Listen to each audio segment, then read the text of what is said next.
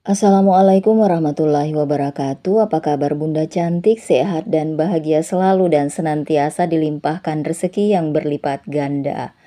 Part 2. Aku tak sudi di madu. Ibu Alia menundukkan wajahnya. Perasaan gelisah masih tak mau pergi dari hatinya karena memikirkan nasib rumah tangga Alia. Alia sudah memaafkan, yakinlah itu. Soal pendiriannya yang sekeras batu, kita pasrahkan saja pada Allah. Allah Maha membolak-balik hati manusia. Jika masih ada jodoh di antara mereka, tentu Allah akan memberikan jalan untuk mendekatkan hati mereka. Ayah Alia mengusap bahu istrinya. Harapan ayah mereka bersatu atau berpisah. Allah yang paling tahu apa yang terbaik bagi mereka. Doa ayah, berikan yang terbaik bagi rumah tangga mereka, bersama atau berpisah. Akan ayah terima dengan lapang dada, agar tak kecewa saat apa yang terjadi tidak sesuai keinginan kita. Ayah pasrah sekali. Ayah Alia mengangkat bahunya. Semua sudah digariskan, kita hanya menjalani saja. Ibu Alia tak bicara lagi, hanya tarikan nafasnya yang terdengar. Sulit baginya mengusir gelisah di hati. Sementara itu, di kamar Alia duduk di tepi ranjang, tatapannya keluar jendela kamar. Benaknya telah menyusun rencana, langkah apa yang harus ia ambil terlebih dahulu, mengurus perceraian atau mencari pekerjaan. Alia tahu, tentu tidak mudah mencari pekerjaan dengan tampilan seperti dirinya. Alia meraih ponselnya, sebuah nama terbersit di dalam benaknya. Alia menatap layar ponselnya. Ia ingat dengan seorang teman yang menawarkan pekerjaan yang bisa dilakukan dari rumah, yaitu menjadi reseller alat rumah tangga. Apa aku bisa? Sedang pertemananku di media sosial tidak seberapa. Apa aku harus merubah penampilan demi menafkahi anak-anakku? Ya Allah, aku sudah merasa sangat nyaman seperti ini. Tolong bukakan pintu rezeki bagiku dan anak-anakku di jalan yang tak harus membuat aku merubah penampilanku. Amin. Alia meletakkan kembali ponselnya. Assalamualaikum. Alia tersentak dari lamunannya. Waalaikumsalam.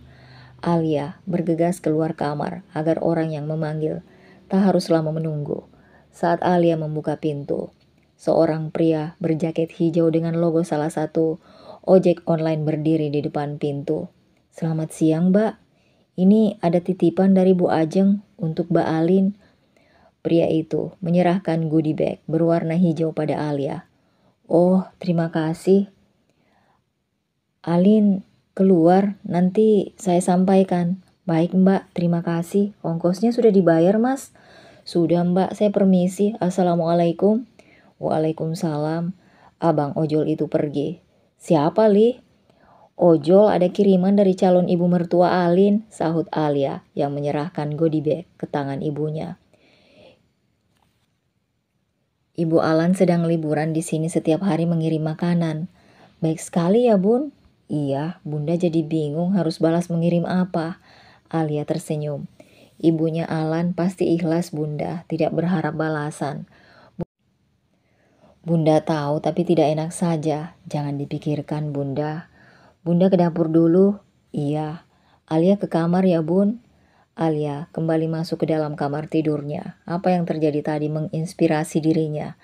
Alia berniat menjual makanan khusus untuk online saja. Alia kembali duduk di tepi ranjang. Ia teringat tak punya modal untuk memulai usaha. Untuk peralatan masak memang lengkap di dapur, tapi modal untuk membeli bahan masakan, ia tak punya uang banyak. Hanya ada beberapa puluh ribu, karena tabungan dari sisa belanja sudah ia belikan pakaian untuk kedua anaknya. Ingin meminjam pada kedua orang tuanya, ia merasa segan. Kedua orang tuanya sama-sama pensiunan, tapi ia meragu untuk meminta bantuan mereka. Akhirnya Alia memutuskan untuk meminta bantuan pada Alin saja. Alfi dan Nanda terlibat percekcokan lagi di rumah Nanda setelah mereka pergi dari rumah orang tua Alia tadi. Untuk apa kamu datang ke rumah orang tua Alia? Untuk apa kamu menemui Alia? Alfi menatap tajam wajah Nanda. Aku menemuinya agar dia merestui pernikahan kita. Nanda berteriak. Ia membalas tatapan Alfi. Alia tidak melarang aku untuk menikahi kamu.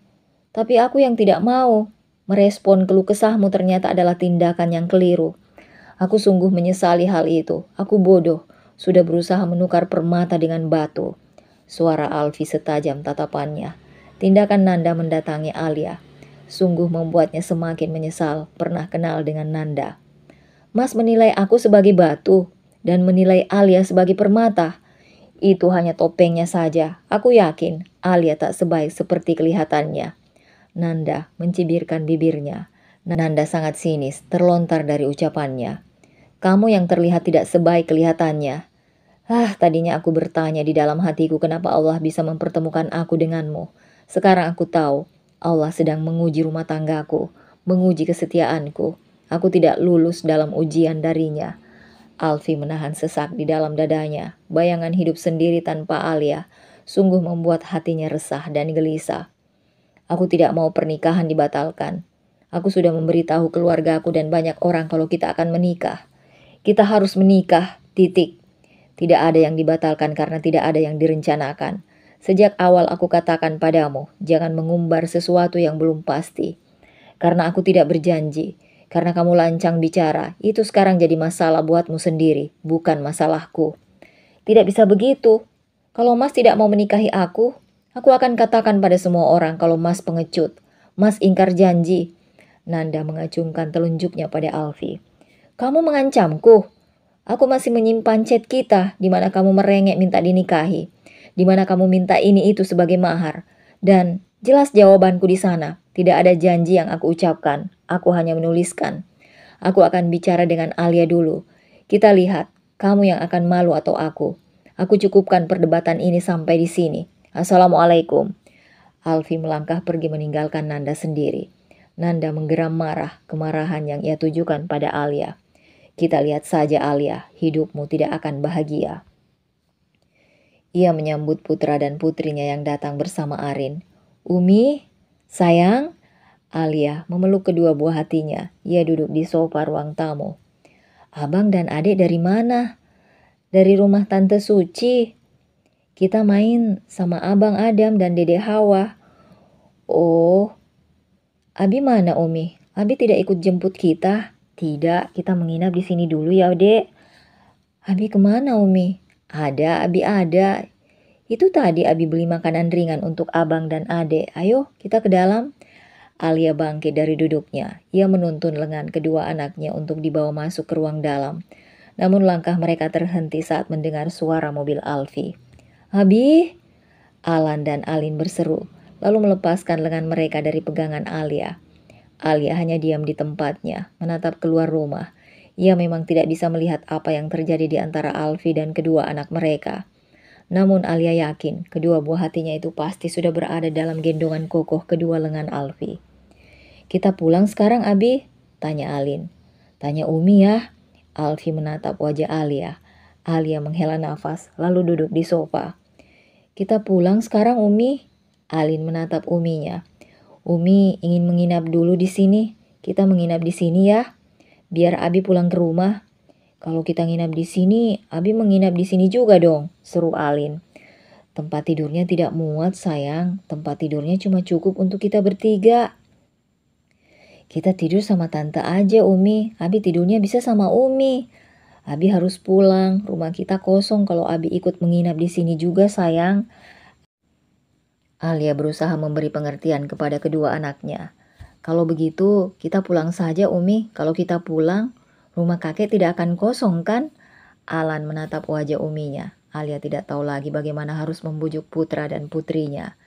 Iya, Umi, kita pulang saja. Alin menggoyang lengan Alia. Umi masih kangen dengan kakek dan nenek, sayang. Kalau Umi masih kangen, besok kita kesini lagi. Boleh kan, Abi? Boleh. Besok kita kesini lagi. Alin menatap Alfi. Alfi hanya mengangguk untuk menjawab pertanyaan putrinya. Alfi takut salah jawab, takut Alia berpikir. Dia memanfaatkan kedua anak mereka untuk membujuk Alia. Ayo Umi, kita pulang. Alin mulai merengek. Alia menarik nafas dalam lalu ia menghembuskan perlahan. Ya sudah, Abi ikut menginap di sini. Alfi terkejut dengan keputusan Alia, tapi ia memilih diam saja, tidak berkata apa-apa. Selama ini mereka belum pernah menginap di rumah orang tua Alia karena jarak rumah mereka yang tidak begitu jauh. Hore! Alan dan Alin berlari masuk ke dalam meninggalkan Alia dan Alfi berdua di ruang tamu. Hari ini terasa sangat panjang, sangat melelahkan. Karena perasaanku tidak tenang. Tolong beri aku kesempatan untuk menebus kesalahanku, Li. Mohon, maafkan aku. Aku tidak bisa memberi kesempatan kedua pada suami yang tidak setia.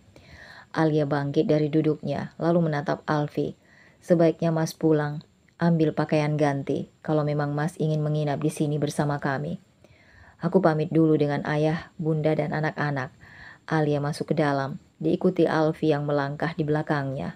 Meski Alia berkata tak akan memberinya kesempatan kedua, namun harapan itu tetap Alfi yakini masih ada. Alfi, selesai sholat asar, ia masih duduk di atas sajadah. Kedua telapak tangannya menengadah ke atas. Ya Allah, aku tahu betapa besar dosaku. Aku tahu betapa besar kesalahanku. Ampuni aku. Ampuni aku. Alfi mulai terisak. Ampuni aku, tak bisa menjaga mata dan hatiku. Ampuni aku tak setia pada istriku. Maafkan aku, sudah mempergunakan apa yang menjadi hak anak istriku di jalan yang salah. Maafkan aku. Ampuni aku ya Allah. Ampuni aku. Alfi mengusap matanya yang basah. Aku mohon beri jalan agar rumah tanggaku bisa utuh kembali. Aku mohon lemahkan hati Alia agar mau memberi aku kesempatan kedua. Aku mohon, aku mohon, aku mohon ya Allah. Alfi menutup wajah dengan kedua telapak tangannya. Tubuhnya bergoyang, istighfar terdengar samar keluar dari sela bibirnya. Alfi sungguh menyesali perbuatannya. Ia terlalu meremehkan peran Alia dalam rumah tangganya. Sekarang belum genap 1 hari Alia pergi, perasaan hampa sudah ia rasakan. Kesepian tak terelakkan. Alfi baru menyadari, Alia sangat berharga baginya. Alia yang pandai membuat lelah tubuhnya sirna. Alia yang selalu bisa membangkitkan selera makan saat ia merasa tak enak makan. Alia yang, ya Allah, aku mohon, kembalikan Alia ke rumah ini. Aku mohon. Isak Alfi terdengar nyaring. Astagfirullahalazim. Astagfirullahalazim. Ampuni dosaku ya Allah. Seumur hidupnya baru kali ini Alfi merasakan gelisah seperti ini. Baru sekali ini penyesalan menyesakkan dadanya. Dan semua karena kebodohannya sendiri. Alfi memarkir mobil di halaman rumah orang tua Alia. Ia membawa 6 kotak berisi nasi dan ayam bakar, serta 2 kotak nasi berisi nasi dan ayam goreng untuk kedua anaknya. Abi, kedua anaknya menyongsong kedatangannya. Maaf ya, Abi tidak bisa gendong kalian. Abi membawa makanan. Alfi melangkah diikuti kedua anaknya. Ayah Alia menyongsong di depan pintu. Assalamualaikum ayah. Waalaikumsalam. Alfi meletakkan yang ia bawa di atas meja teras. Diraih telapak tangan ayah Alia. Ia cium punggung tangan ayah mertuanya. Masuklah. Ayah Alia menatap mata Alfi yang bengkak dan merah. Terima kasih ayah. Alfi masuk ke dapur diikuti kedua anaknya. Diserahkan yang ia bawa pada Bibi. Terima kasih Mas Alfi. Sama-sama Bi. Abi jadi menginap di sini. Alan menunjuk ransel yang dibawa di punggung Alfi. Iya. Umi mana? Di kamar. Alfi duduk di ruang tengah bersama ayah Alia. Bawa tas Abi ke kamar Umi ya. Abi menyerahkan ransel yang ia turunkan dari punggungnya pada Alan. Ya Abi. Alin di sini saja dengan Abi. Alfi mengangkat tubuh putrinya. Ia dudukkan di atas pangkuannya. Menginap di sini? Tanya ayah Alia. Iya, maaf tidak minta izin pada ayah dulu. Tidak perlu minta maaf. Tidak perlu minta izin untuk menginap di sini. Kamu putraku, ayah dari cucu-cucuku. Apapun yang terjadi pada rumah tanggamu dengan Alia, ayah berharap tidak akan merusak hubungan kita. Mendengar ketulusan dari ucapan dan sikap ayah mertua, rasa bersalah dan penyesalan semakin menyesakkan perasaan Alfi. Ia benar-benar merasa jadi orang yang tidak tahu bersyukur. Sudah Allah lengkapi hidupnya dengan istri yang baik, sepasang anak cantik dan tampan yang pintar, juga mertua yang luar biasa, tapi semua itu bisa ia lupakan hanya karena seorang wanita penggoda. Ayah Alia menatap menantunya. Ia bisa merasakan kesedihan yang Alfi rasa. Ayah Alia yakin apa yang sudah terjadi hanya kehilafan semata dan sebuah cobaan bagi rumah tangga Alfi dan Alia yang selama ini tak pernah ada masalah, meski sedikit saja. Bagaimana pekerjaanmu? Alhamdulillah lancar ayah. Beberapa proyek baru akan segera dibangun. Hunian elit di beberapa kota, jawab Alfi. Ia mengalihkan fokus dari putrinya pada ayah mertuanya. Alhamdulillah, semoga rezekimu terus lancar. Jangan lupa untuk mempersiapkan biaya pendidikan putra dan putrimu. Kamu orang hebat. Kalau bisa, anakmu harus lebih hebat dari abinya. Amin. Aku memang sudah mempersiapkan tabungan khusus untuk biaya pendidikan mereka berdua, ayah. Alhamdulillah. Sudah hampir maghrib, kamu salat di rumah atau ikut ayah ke musola?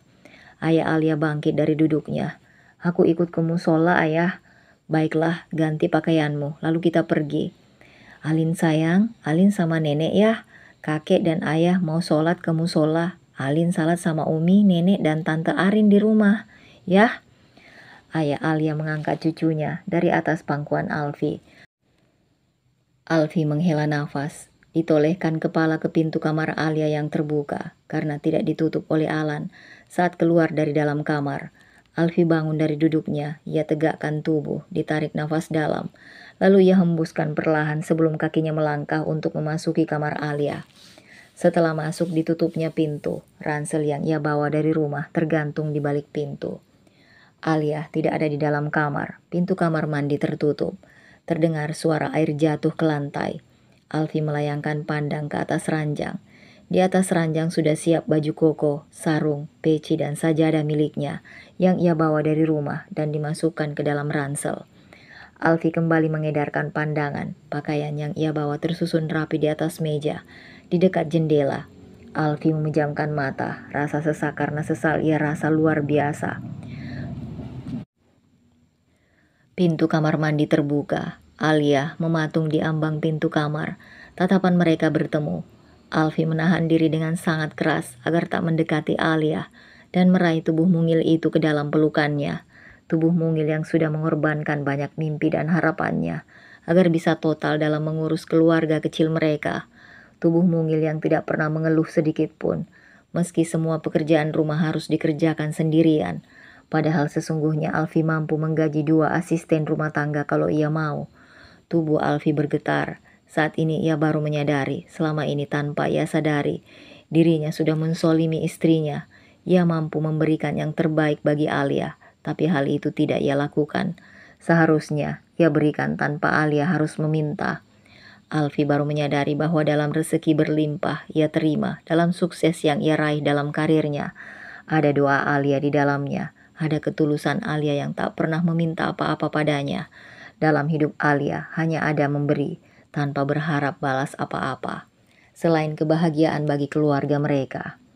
Alfi, suara ketukan di pintu dan panggilan ayah Alia membuat mereka berdua serempak menatap ke daun pintu. Ya ayah, maaf, aku belum ganti pakaian. Aku ganti dulu ayah. Baiklah ayah tunggu di teras ya. Iya ayah. Ayah Alia meninggalkan depan pintu kamar Alia. Alfi kembali menutup pintu. Alia masih di tempatnya. Apa kamu keberatan kalau aku mengganti pakaianku di sini? Atau aku harus ke dalam kamar mandi? Tidak, silahkan ganti pakaian. Aku ingin melihat anak-anak dulu. Alia bergerak menuju pintu. Sungguh Alfi harus menahan diri dengan sangat keras agar dirinya tidak memeluk Alia. Alia keluar dari kamar. Alfi memejamkan mata. Kali ini ia biarkan 2 bening lolos dari mata dan mengaliri pipinya. Cepat ia menyeka air matanya. Tergesa ia mengganti pakaian, lalu segera keluar kamar untuk pergi ke musola bersama ayah mertuanya. Pulang dari musola mereka makan malam. Alia tetap melayani Alfi seperti biasa. Meski hanya bicara seperlunya, mata Alfi lekat menatap wajah istrinya. Wajah yang tak pernah tersentuh perawatan ala salon. Meski begitu wajah Alia yang polos, bersih tanpa noda. Alisnya indah meski alis itu asli, tanpa diperindah. Bulu matanya panjang, lebat dan lentik meski tidak ditambah. Bibirnya merah meski tanpa lipstik, berharga. Wah, Alia istri yang tak pernah meminta, apalagi menuntut lebih dari apa yang diberikan suaminya. Meski Alia tahu suaminya memiliki kemampuan untuk memberikan apa yang para istri mau. Kedua orang tua Alia saling tatap. Rasa yakin di dalam hati mereka semakin kuat. Kerasnya Alia akan luruh juga nantinya, karena mereka bisa melihat binar cinta yang begitu besar di dalam sorot mata Alfi. Alfi menatap Alia, seakan seorang pria yang baru jatuh cinta pada seorang wanita. Ayah Alia yakin Alfi akan mendapatkan kesempatan kedua dari putrinya. Itu doanya demi cucu-cucu tersayangnya, karena ia tidak meragukan kesungguhan Alfi di dalam menyesali perbuatannya. Setelah makan malam, Alia masuk ke dalam kamar. Bersama putra dan putrinya, ia bantu kedua buah hatinya menggosok gigi, mencuci tangan dan kaki. Setelah itu Alin anaknya naik ke atas tempat tidur. "Dek, kita bobok sama tante," seru Alan pada Alin. "Dedek belum ngantuk bang, dedek mau sama Umi." "Boleh ya Umi?" Alin menatap wajah Alia. "Iya boleh." Alia tersenyum sambil menganggukkan kepala. "Abang juga boleh Umi?" Alan menatap Uminya penuh harap. "Boleh abang." Alia kembali tersenyum dan menganggukkan kepala. Alan naik ke atas ranjang. Kedua buah hatinya itu asik bicara tentang kejadian siang tadi saat bermain dengan Adam dan Hawa. Alia melontarkan beberapa pertanyaan. Mereka jawab dengan gamblang. Kadang mereka berdua tertawa dan menggerakkan anggota tubuh saking antusias saat bercerita. Alin menguap, Alan ikut menguap, begitupun Alia. Jadi ikut menguap juga. "Mengantuk?" "Iya Umi, boleh bobok sama Umi tidak?" tanya Alin. "Abi nanti bobok di mana?" Alan menatap adiknya. "Tidak apa, nanti Abi bisa bobok di bawah. Sekarang kalian baca doa dulu ya." Anak-anak membaca doa, mata Alia berkaca-kaca, mendengar doa tambahan yang dipanjatkan buah hatinya dalam bahasa Indonesia. Alin dan Alia berbaring. Alia mengambil selimut di dalam lemari lalu menyelimuti kedua buah hatinya. Alia bersyukur anak-anak tidur di kamarnya. Itu artinya Alfi tidak akan meminta untuk ia layani di atas ranjang. Alfi termasuk pria mesum. Intensitas mereka dalam berhubungan ranjang cukup tinggi. Namun meski Alfi bisa dikatakan mesum, nurani Alia percaya kalau hubungan Alfi dan Nanda belum sampai pada hal itu. Alia percaya moral Alfi tak sebobrok itu. Alia menghela nafas, lalu ia hembuskan perlahan. Ditatap kedua anaknya, rasa sedih menyelusup relung kalbunya. Membayangkan kebingungan kedua anaknya jika orang tuanya tinggal terpisah. Membayangkan, Alia menundukkan dalam wajahnya. Apa aku terlalu keras? Apa Mas Alfi pantas diberi kesempatan kedua? Tidak Alia, hari ini baru kamu putuskan untuk mengakhiri semuanya. Kenapa begitu cepat hatimu meragu? Jangan lemah Alia. Biarkan Alfi menyesali perbuatannya. Biarkan dia menyadari betapa berharga dirimu baginya. Biarkan dia memahami apakah dia sudah sempurna sebagai kepala rumah tangga. Biarkan. Alia menghapus air mata di pipinya. Lalu ia bangkit dari duduk dan melangkah menuju lemari. Diambil 2 bed cover dari dalam lemari. Satu ia gelar di atas karpet lantai kamar. Satu lagi ia letakkan di bagian atas untuk bantal Alfi.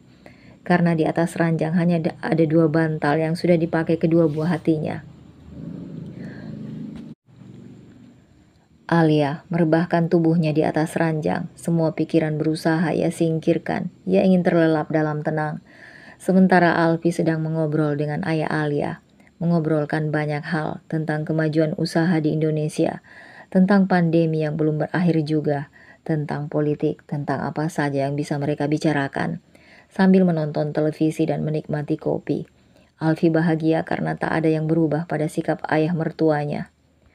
Sudah pukul 11, ayah ke kamar duluan ya. Kalau kamu selesai menonton televisi, matikan televisinya dan lampunya ya. Iya ayah. Ayah Alia bangkit dari duduk lalu melangkah menuju pintu kamar tidurnya. Setelah ayah Alia masuk ke dalam kamar, Alfi melayangkan pandang ke pintu kamar tidur Alia. Alfi tahu bukan cuma Alia yang ada di dalam kamar tidur itu, tapi juga kedua buah hatinya. Alfi meraih remote televisi. Ia matikan televisi lalu bangkit dari duduk. Alfi berjalan menuju pintu kamar Alia. Hatinya berdebar seakan ini pertama kali ia memasuki kamar seorang wanita. Alfi cemas kalau Alia mengunci pintunya dan berujung ia harus tidur di sofa ruang tengah. Perlahan Alfi memutar gagang pintu. Ternyata pintu tidak terkunci. Alfi mendekati tempat tidur. Ia berdiri dekat dengan ranjang. Alia berbaring paling ujung, dekat dengan bibir ranjang, karena sisi lain dari ranjang menempel ke dinding kamar. Alia berbaring menghadap ke arah Alin, yang ia dekap dengan tangannya.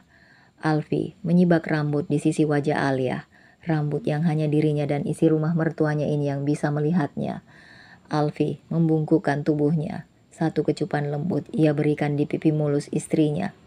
Lalu ia melangkah mundur saat tubuhnya mulai bereaksi karena sentuhan bibirnya dengan pipi Alia tadi. Alfi memutar tubuh, ia melepas pakaian dan mengganti dengan piyama yang sudah dipersiapkan Alia. Alfi membaringkan tubuh di atas bed cover yang juga sudah dipersiapkan Alia. Alfi berbaring miring menghadap ke arah ranjang, meski hanya punggung Alia yang ia pandang. Sesaat kemudian terdengar suara pintu lemari dibuka, lalu ditutup. Tiba-tiba Alfi merasakan tubuhnya yang tadi tanpa selimut, kini tertutup selimut dari ujung jari kaki sampai ke atas bahunya. Alfi tak berani bergerak, dadanya terasa sesak. Rasa sesal semakin dalam. Aku tidak tahu apa yang kamu rasakan, apa yang kamu pikirkan Alia.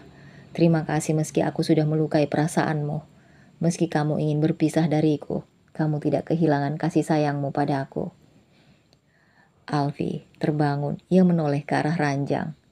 Lampu di langit kamar tidak dimatikan. Alfi tahu alasannya karena kedua anak mereka tidak suka tidur di dalam gelap. Alfi menatap lekat wajah Alia. Selama mereka berumah tangga tidak pernah ada pertengkaran. Sekarang Alfi tahu kenapa, bukan karena dirinya suami yang hebat, tapi karena Alia tak pernah mengeluh sedikit pun. Untuk sementara ia harus menahan diri, tidak memaksa Alia atau terus memohon, biar Alia memiliki waktu untuk berpikir. Ya Allah, aku mohon padamu, lunakkan hati Alia. 2 hari sudah mereka menginap di rumah orang tua Alia. Nanda terus berusaha menghubungi Alfi. Alfi tetap pada pendiriannya meski berbagai ancaman terlontar dari mulut Nanda. Alfi tidak takut, ia tidak merasa bersalah pada Nanda, karena tak pernah menjanjikan apa-apa. Semua chat dengan Nanda sudah ia print, nota-nota pembelian barang yang ia beli untuk Nanda ia simpan rapi. Alfi sadar Nanda tipe yang tak mau kalah, apapun akan ia lakukan untuk menang. Alfi siap jika Nanda berbuat nekat. Hari ini Alfi bersedia bertemu dengan Nanda. Ia ingin memperingatkan Nanda agar jangan mengganggu Alia. Karena 2 hari lagi Alfi mendapat tugas keluar kota. Ia akan berada di sana selama 2 minggu. Alfi tidak ingin Nanda membuat keributan, apalagi sampai melukai perasaan Alia dan orang tuanya. Alfi tiba lebih dulu di sebuah rumah makan dengan saung yang saling terpisah, cukup jauh dengan saung lainnya. Tak ada lagi jilbab untuk penutup kepalanya. Alfi hanya memesan teh hangat dengan mendoan. Nanda datang rambutnya yang pirang tergerai. Pakaiannya dress ketat berwarna ungu tua. Nanda berjalan ke arah Alfi dengan lenggak-lenggok, memamerkan pinggul besarnya. Alfi membuang pandangan. Ia tak ingin tergoda, apalagi sampai 2 kali terpikat pada Nanda, wanita yang hanya cantik luarnya saja. Nanda tersenyum manis pada Alfi. Nanda duduk di samping Alfi, satu telapak tangannya diletakkan di atas paha Alfi. Alfi bangkit dari duduknya, ia pindah duduk ke seberang meja. Hal itu spontan membuat wajah Nanda yang tadi ceria, kini cemberut. Mas memintaku datang ke sini untuk berbaikan dengan aku kan? Kenapa menjauhi aku? Nanda merengek, bak gadis ABG pada pacarnya. Alfi merasa semakin bodoh. Ia bisa terpikat pada wanita seperti Nanda. Aku memintamu datang bukan ingin berbaikan. Aku ingin mengingatkanmu jangan pernah mengganggu Alia dan orang tuanya. Urusanmu hanya dengan aku. Mereka tidak ada sangkut pautnya. Mana bisa begitu? Gagalnya pernikahan kita itu karena Alia. Salah Alia. Alia tidak salah. Hubungan kita yang salah. Menjalin hubungan denganmu itu kesalahan dan hal paling bodoh yang pernah aku lakukan di dalam hidupku. Aku ingatkan padamu sekali lagi Nanda, jangan ganggu lagi istriku.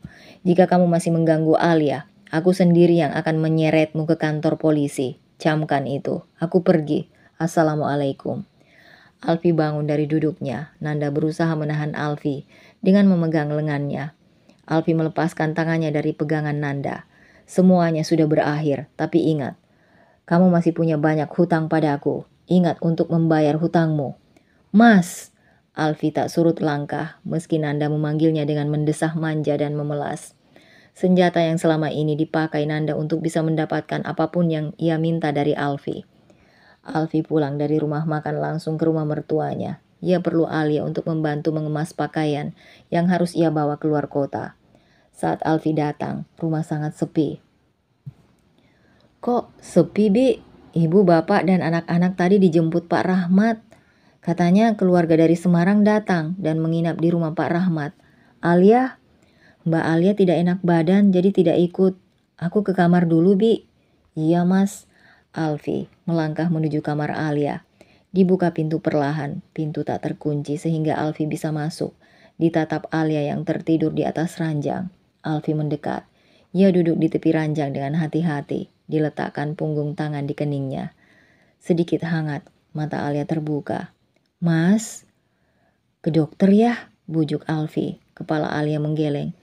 "Aku tidak apa-apa. Mas sudah makan?" Kepala Alfi mengangguk, matanya berkaca-kaca. Alia tak kehilangan perhatian padanya meski sedang kecewa. "Besok aku harus keluar kota. 2 minggu aku di sana." Mendengar ucapan Alfi, Alia bangun dari berbaringnya. Diturunkan kakinya dari atas ranjang. "Pakaian Mas dan perlengkapan lain sudah dikemas." Alfi menatap lekat wajah Alia. Alfi tak sanggup lagi menahan air mata. Ia berlutut di sisi ranjang, digenggam kedua telapak tangan Alia. Wajahnya tenggelam di atas kedua lutut Alia. "Mas?" Alfi tak menjawab. Ia sesegukan menangis. Menyesali perbuatannya, sudah mengkhianati Alia. Sudah membalas kesetiaan, kasih sayang dan cinta Alia dengan mendua cinta. Alia merasakan dasternya basah. Baru kali ini Alia melihat Alfi menangis seperti ini. Tapi perasaan Alia tidak goyah. Ia tidak merubah keputusannya untuk tetap berpisah. Lama Alfi tak bicara, hanya terus menangis saja. Alia akhirnya tak mampu juga menahan air matanya. Air mata Alia jatuh di atas kepala Alfi. "Maafkan aku." Alfi bangun dari berlutut. Diseka pipinya yang basah. "Istirahatlah, aku harus pulang. Aku harus berkemas. Besok aku akan ke Banjarmasin. Aku di sana selama 2 minggu. Nanti malam aku ke sini lagi." "Mas bisa berkemas sendiri?" Alia menatap wajah Alfi yang berdiri di hadapannya. "Aku harus belajar melakukan semuanya serba sendiri dari sekarang, meski aku sangat berharap kamu mau kembali." Alia menundukkan kepala. Ada rasa bimbang di dalam hatinya. Hati kecilnya sangat ingin membantu Alfi, tapi rasa sakit akan pengkhianatan Alfi mencegahnya. "Aku pulang. Assalamualaikum." Alfi beranjak dari hadapan Alia.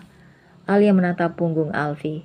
Ada rasa tidak nyaman di dalam hatinya membiarkan Alfi mengemas sendiri barangnya. Haruskah aku membantunya? "Tentu saja Alia, kamu tahu dia tidak bisa apa-apa. Dia masih suamimu. Dia masih suamimu." Alia bangkit dari duduk lalu menyusul Alfi keluar kamar. "Mas?"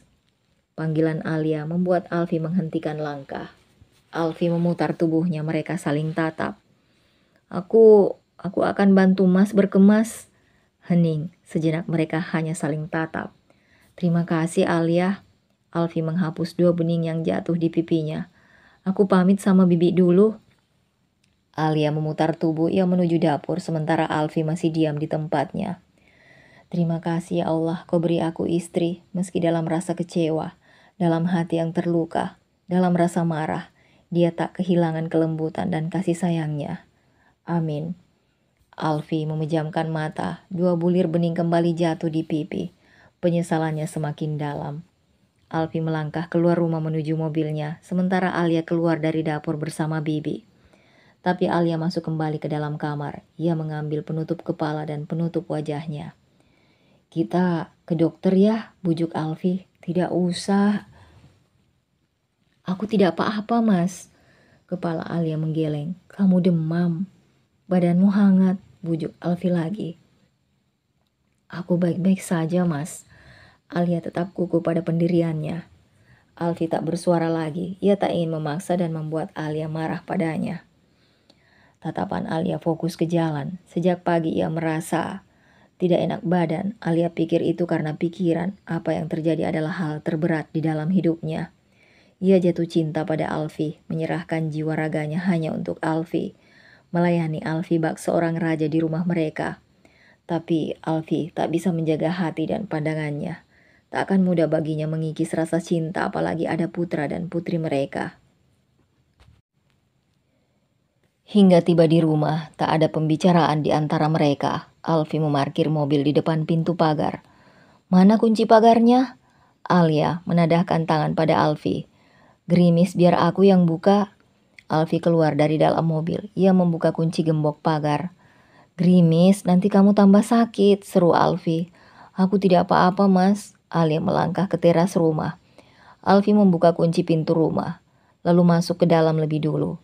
Baru beberapa malam rumah ia tinggalkan ada rasa rindu yang ia rasakan. "Kamu duduk saja, cukup beritahu aku yang mana yang harus aku bawa," ucap Alfi. Alia melepas jilbab dan penutup wajahnya, diletakkan kedua benda itu di atas tempat tidur. Alfi menatap lekat wajah cantik tanpa polesan milik istrinya, wajah yang selalu ia cium setiap hari. "Biar aku saja." Gerakan bibir Alia membuat Alfi menelan air liur. Alia mendekat ke arah lemari. Ia berdiri di sisi Alfi, tatapannya ke dalam lemari, memilih dengan matanya pakaian apa yang harus dibawa Alfi. Kedua tangan Alfi terangkat, dipegang wajah Alia dengan kedua telapak tangannya. Tatapan mereka tak beralih, tetap saling memandang. Alfi mendekatkan wajahnya tanpa sadar. Alia memejamkan mata. Dorongan hati untuk menyambut ciuman Alfi, tak mampu ia menepisnya. Ia membuka mata, belitan tangan Alfi terasa begitu erat di tubuhnya. Alia mengusap mata. Ia tak menyesal harus hanyut dalam sentuhan Alfi. Alfi masih suaminya. Alfi berhak meminta haknya. Dirinya masih punya kewajiban sebagai seorang istri. Meski Alfi bisa dikategorikan pria mesum, namun Alia percaya Alfi tidak pernah mengumbar nafsu dengan wanita lain. Meski seringkali harus pergi keluar kota cukup lama. Karena itu Alia juga yakin perselingkuhan Alfi dengan Nanda tidak sampai ke tahap itu, sehingga Alia tidak merasa jijik saat Alfi menyentuhnya. Alia berusaha menyingkirkan lengan Alfi dengan perlahan. Meski ia tak menolak naik ke atas ranjang bersama Alfi, tapi keinginannya belum berubah untuk berpisah dari Alfi. "Jangan pergi, aku mohon." Alfi kembali memeluk tubuh Alia. Alia menatap wajah Alfi. Mata Alfi masih terpejam. Ia mengigau. Alia rasa karena Alfi terlalu banyak menangis hari ini. Ia kembali berusaha menyingkirkan tangan Alfi yang memeluknya. Kali ini pelukan Alfi bisa ia lepaskan. Perlahan Alia turun dari atas ranjang, lalu memungut pakaiannya dan pakaian Alfi yang berserakan di atas lantai. Pakaian Alfi ia letakkan di atas sofa, sedang pakaiannya ia bawa ke kamar mandi. Alia mandi lalu mengenakan pakaiannya, kemudian ia melanjutkan untuk mengemas barang yang akan dibawa Alfi ke Banjarmasin. Setelah selesai, Alia menuju dapur. Ia berdiri di ambang pintu dapur, menatap ke penjuru dapur, tempat di mana bertahun-tahun ia meleburkan diri. Alfi kemudian keluar dari dalam kamar mandi. "Pakaian Mas sudah aku siapkan." Alia menunjuk pakaian Alfi yang berada di atas sofa. "Terima kasih." Alia kemudian memutar tubuh lalu menatap Alfi. "Minum dulu lalu antar kembali aku ke rumah ayah." Alia menunjuk teh yang sudah ia siapkan untuk Alfi. "Boleh aku ikut menginap di rumah ayah? Aku ingin..." "Silahkan, anak-anak harus diberitahu kalau Mas akan pergi cukup lama, agar jangan ada pertanyaan nantinya." "Terima kasih." Alfi memutar tubuh. Ia mendekati meja, lalu duduk di sofa untuk meminum teh yang sudah disediakan Alia. Mata Alfi berkaca-kaca. Ia kembali mengutuk kebodohannya karena bisa mengkhianati istri sebaik Alia. "Ya Allah, aku mohon padamu, bukakan pintu hati Alia agar dia mau kembali kepadaku. Aku mohon ya Allah." Alfi duduk di sofa ruang tengah rumah orang tua Alia. Kedua anaknya masing-masing duduk di atas satu pahanya. Mereka sedang menonton acara anak. "Berapa hari di Banjarmasin?" tanya ayah Alia. "2 minggu ayah." "Proyek baru?" "Iya, alhamdulillah. Semoga rezekimu lancar terus, biar bisa memberikan pendidikan yang terbaik untuk mereka berdua. Amin." "Amin." "Abi?" panggil Alan. "Ya?" "Kita nggak boleh ikut Abi ya?" tanya Alan. "Tidak sayang, Abi pergi untuk bekerja." "Ayahnya Denny juga kerja keluar kota, Denny sama bundanya boleh ikut?" Kita sama Umi kenapa nggak boleh ikut? Alfi terdiam sesaat. Hal yang ditanyakan Alan membuatnya berpikir. Kalau selama ini jarang sekali mengajak Alia dan putra-putrinya jalan-jalan, Alan dan Alin lebih sering pergi jalan-jalan dengan Arin. Umi sedang tidak enak badan sekarang, tidak bisa pergi jauh. Lain kali saja kalian pergi jalan-jalan dengan Abi dan Umi ya, ujar ayah Alia karena Alfi tidak menjawab pertanyaan anaknya. Iya, tadi pagi Umi muntah-muntah, Abi, cerita Alin. Tadi siang ingin saya bawa ke dokter tapi Alia tidak mau, kata Alfi pada ayah mertuanya. Mungkin cuma masuk angin, nanti bisa dikerik saja. Iya ayah, sudah mau maghrib, kamu ikut ke musola atau salat di rumah saja? Ke musola ya Abi, pinta Alan. Iya, kita siap-siap ya. Ayah ke kamar dulu. Iya ayah. Ayah Alia meninggalkan ruang tengah untuk masuk ke dalam kamar. Alfi menggendong kedua anaknya menuju kamar juga setelah mematikan televisi. Alia terlihat berbaring di atas ranjang. Ia memijit keningnya. Melihat Alfi masuk dengan menggendong putra dan putrinya, Alia bangun dari rebahnya. Alfi menurunkan Alan dan Alin di atas ranjang. Kita ke dokter ya, bujuk Alfi. Kepala Alia menggeleng. Cuma masuk angin, nanti bisa dikerik Arin. Alia tetap tidak mau pergi ke dokter.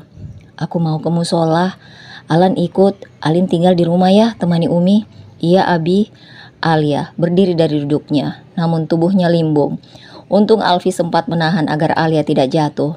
Ini bukan sekedar masuk angin, Li. Kamu sakit, harus ke dokter. Alfi membaringkan Alia di atas ranjang sementara kedua anak mereka berlari keluar kamar, lalu kembali bersama kedua orang tua Alia dan Arin. Ada apa? Alia hampir jatuh, dia tetap tidak mau dibawa ke dokter. Ke dokter ya, bujuk ibu Alia. Beliau duduk di tepi ranjang.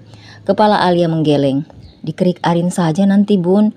Ke dokter itu biar tahu kamu sakit apa dan harus minum obat apa Alia. Alia tidak apa-apa, cuma masuk angin ayah dan Mas Alfi ingin ke musola. Pergi saja. Maaf, Mas harus ambil pakaian sendiri.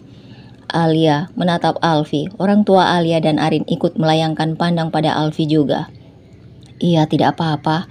Alan ikut ke musola, bajunya ada di kamar tante. Ke kamar tante yuk. Arin meraih tangan Alan. Alin sama nenek ya. Ibu Alia menarik lembut tangan Alin untuk dibawa keluar kamar.